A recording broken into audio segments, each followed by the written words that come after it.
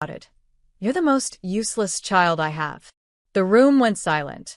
I stood up, my hands trembling, and said coldly, "Then stop calling me when you need money." His face turned pale. Everyone stopped breathing. "My name is Hannah Reed. And if you think you know how this ends, stay tuned. Because what happens when the child they call useless is the very one keeping their entire world from collapsing." The dining table stretched long, candles flickering, plates half full. My siblings stared down at their food, afraid to intervene. My mother's fork clinked softly against her glass, as though noise might distract from the words still burning the air. But nothing could erase them. Useless. The word had lived in my shadow for years, whispered behind my back, thrown in my face whenever I dared to speak. And yet, it was my paycheck that covered the mortgage when Dad fell behind. My credit card that kept the lights from flickering. My signature that bailed out my brother when his car was repossessed. Every breath they took was padded by the silence of my sacrifices. And now, with a whole family watching, Dad had ripped the mask away, not realizing the one thing he feared most wasn't my weakness. It was my voice. I felt the tremor in my hands, the tightness in my chest, but I didn't back down. Not this time. The words had slipped out before I could stop them, but once spoken, they didn't belong to me anymore. They belonged to the room, to the silence, to the truth. "Then stop calling me when you need money." My father's jaw locked. My sister dropped her fork. My mother's lips parted, but no sound followed, because they all knew. Every useless chore, every unworthy sigh, every weak accusation. It all cracked under the weight of reality. I was the one holding the floor beneath their feet. And for the first time, I wasn't holding it anymore. The silence didn't break. It deepened. And I realized, sometimes the loudest revenge begins not with rage, but with one line that makes everyone else choke on their own denial. And I had just delivered it. The silence after my words stretched longer than any argument we'd ever had. My father, who never faltered in front of anyone, stared at me as though I had pulled the floor from beneath his feet. His fork slipped, clattering against porcelain, the sound sharp enough to make my sister flinch. I had never said no to him before. Not once. And yet, the truth hung in the air. I was done being the family's hidden wallet. Mom tried to intervene first. "Hannah, don't speak that way. He didn't mean it." But her voice lacked conviction. She knew he meant it. He had always meant it. My brother chuckled nervously, trying to break the tension. "Come on, Dad's just upset. Don't take it so seriously." But I did take it seriously. Because this wasn't the first time. It was the culmination of every quiet sacrifice, every swallowed insult, every time I paid their bills while being told I wasn't enough. The tremor in my hands steadied. I felt a strange calm. "You want useless?" I said, my eyes locked on Dad's. "Then start living without the money you begged for last month. Or the loan I co-signed so this house wouldn't be repossessed. Or the tuition I covered when you said you couldn't." My words landed like stones in still water, ripples spreading across the room, hitting every person seated there. Dad's face drained of color. My sister's jaw dropped. My mother looked down at her plate as though the answers might be hiding in the peas. No one breathed, because for the first time, the one they called useless had lifted the curtain. I stood taller, the weight sliding off my shoulders. From this moment forward, I said softly, "You'll never hear the word help from me again." I pushed my chair back, the scrape of wood against tile slicing through the silence. And as I walked toward the door, no one followed. Because deep down they knew the truth. The day I stopped carrying them was the day their world would begin to collapse. I didn't slam the door when I left. I didn't have to. The silence trailing behind me was heavier than whatever could be. The night air hit my face, cool and sharp, and for the first time in years, I breathed without the weight of owing anyone an explanation. My phone buzzed almost instantly. "Mom. Hannah, please come back. You're making this worse."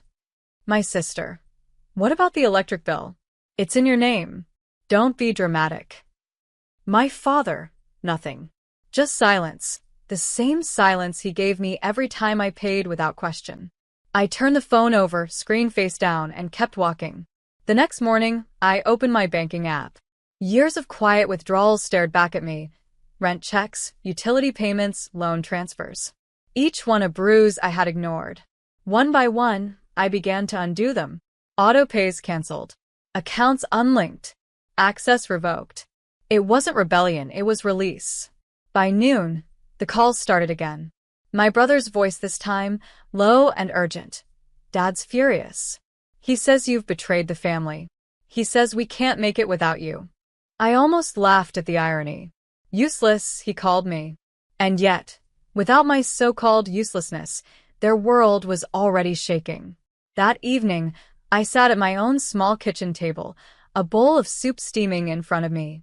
The quiet felt strange, but it wasn't lonely. For the first time, it was mine. My phone buzzed once more. A voicemail from Dad. His voice wasn't thunderous this time. It was cracked, uneven. "Hannah, we need you. Call me back." The man who had shouted useless in front of everyone now couldn't breathe without what I had given him. I saved the message, not out of pity, but proof. Because this wasn't the end. This was the unraveling. And they hadn't even begun to see how far it would go once the world outside those four walls found out who they truly were. The unraveling began faster than I imagined. By the end of the week, the power company called me. Not them. "Your account is scheduled for shutoff. Would you like to update your payment method?" I smiled faintly. "No. Please close the account. It's no longer my responsibility." The operator hesitated. "Are you sure? The balance is—" "I'm sure," I interrupted. The lights in that house would flicker out, not because I failed them, but because I stopped saving them.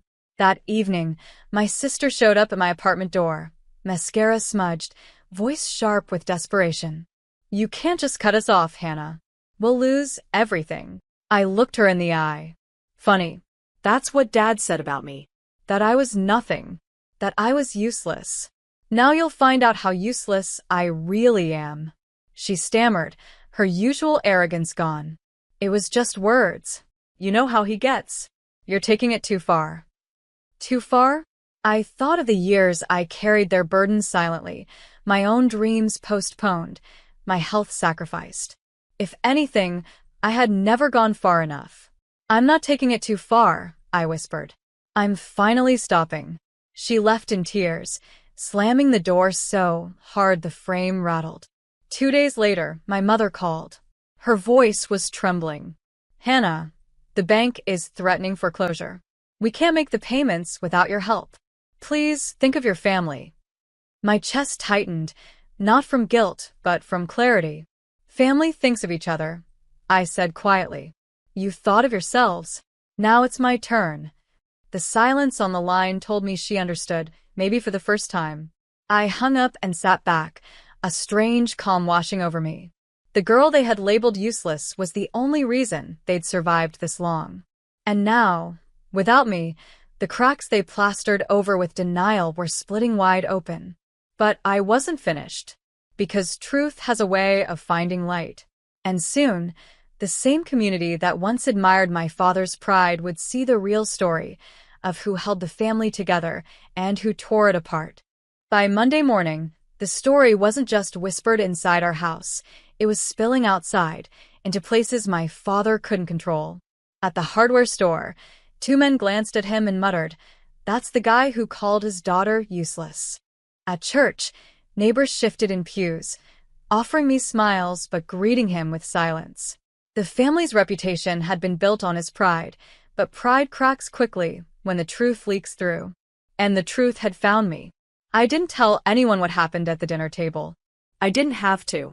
My sister had recorded it on her phone, not to defend me, but to laugh later. But the clip slipped online. His words spread across social feeds like wildfire. "You're the most useless child I have." Her reply, "Then stop calling me when you need money." The video racked up thousands of views overnight. Comments poured in. "She's the strong one. Imagine insulting the person who pays your bills." The mask my father wore, respected, admired, untouchable, was crumbling in real time. At home, the phone rang off the hook.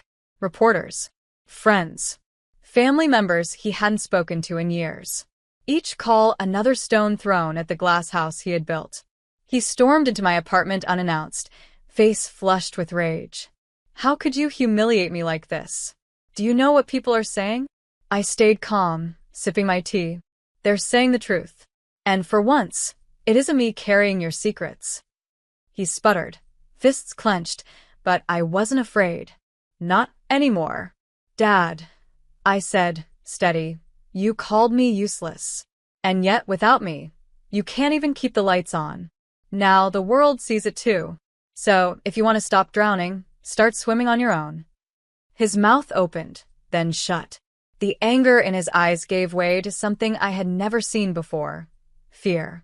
Because he realized what I already knew, his power over me had been built on silence. And silence was gone. The collapse had begun, and I wasn't the one falling. By midweek, the collapse was undeniable. The power company cut service to the family house. The bank placed a foreclosure notice on the front door. Neighbors who once waved politely crossed the street instead. Everywhere my father went, whispers followed. That's him, the one from the video. And still my phone buzzed. Mom's messages turned desperate. Hannah, please. We can't live like this. People are mocking us. Just help for a few months, until things calm down. My sister tried guilt. Do you really want us to lose everything? You're destroying the family name. But the truth was clear. The family name was never destroyed by me. It was destroyed by the man who built it on pride and insults, forgetting the one person holding it together. One night, I sat at my desk, scrolling through the clip again. My trembling voice saying, "Then stop calling me when you need money." His face pale. The silence after. It wasn't just a moment. It was history catching up with him. The next morning, I received an invitation from the local community center. They were hosting a panel on financial independence and resilience, and they wanted me to speak. Not Dad. Not the man who once commanded respect in every room. Me. When I walked on stage, applause thundered. I spoke simply. For years, I was told I was useless. And yet I paid the bills, I kept the house, I carried the weight. Useless wasn't truth. Useless was fear. Because when people realize who really holds the power, their control slips away. The crowd rose to its feet. Cameras flashed. Across town, my father sat in a dark living room, powerless in more ways than one, watching his useless daughter become the voice people actually listened to. For the first time, I didn't feel small. I felt seen. And I knew this wasn't just about revenge anymore. It was about reclaiming my place in a world where silence no longer chained me. But one last moment still waited, a moment where my father would finally face the truth he'd spent a lifetime denying. The moment came faster than I expected. The annual neighborhood banquet, the one event my father never missed, was set for Saturday night. It was his stage, his pride, the place where he shook hands and told stories of a family he claimed to lead. This year, the whispers preceded him. When I walked into the banquet hall, conversation stilled. Heads turned, not toward him, but toward me. The useless daughter now carried an introduction printed neatly in the program. Keynote guest, Hannah Reed, advocate for financial independence. I saw his face from across the room, stiff, pale, lips pressed tight. He hadn't been warned. The host took the microphone. Tonight, we honor a woman who showed us what strength looks like, even when her own family doubted her. Please welcome Hannah Reed. Applause filled the hall. I stepped onto the stage, not with trembling hands, but with steady steps. I grew up being told I was useless, I began. A hush spread over the tables. But uselessness doesn't pay mortgages. Uselessness doesn't cover tuition. Uselessness doesn't keep a roof from caving in. For years, I carried burdens in silence. But silence doesn't erase the truth, it only delays it. The audience leaned in. And the truth is simple. The one they called useless was the only one keeping things together. A gasp rippled through the room. My father's glass slipped, clinking against the table. I continued, softer now, but sharper than ever. Being underestimated is painful, but it also gives you the clearest power, the power to walk away. And when you walk, everything they built on your back crumbles. Applause erupted, rising to its feet. Cameras flashed. My mother looked down, my sister fidgeted, and my father's face turned to stone. But it didn't matter, because for the first time in my life, I wasn't speaking to him. I was speaking over him. And the room, the very community he once commanded, was listening to me. The banquet ended with a standing ovation. And I knew the finale had arrived, not for them, but for me. The moment I would finally close the chapter they wrote for me and sign my own ending. The banquet ended, but the echo of applause followed me home. For once, I wasn't carrying shame in my chest, only clarity. That night, I opened the family group chat. The last unread messages glared back at me. Mom, you're tearing us apart. Sister, delete that video. Fix this. Dad, silence as always. I typed slowly, each word measured. You called me useless. But without me, you've proven exactly who's powerless. I hit send, then muted the chat forever. The next morning, the newspaper arrived on my doorstep. On the front page, a headline stretched across the fold. From useless to unstoppable, Hannah Reed inspires a movement. Below it, a photo of me at the banquet, smiling, the crowd behind me on their feet. I clipped the article and tucked it into a drawer, not as a trophy, but as a reminder. Because revenge hadn't been about humiliating them. It had been about refusing to shrink, refusing to carry their weight while they spit on my worth. My father lost his audience. My sister lost her sneer. My mother lost her shield. But me? I gained myself. The word useless no longer cut. It dissolved, powerless, in the face of what I had built. Independence, dignity, and a voice no one could silence. I poured coffee, opened my window, and let the morning air rush in. For the first time, I didn't dread the day. I welcomed it. Because I wasn't their scapegoat anymore. I was Hannah Reed, and my story had only just begun.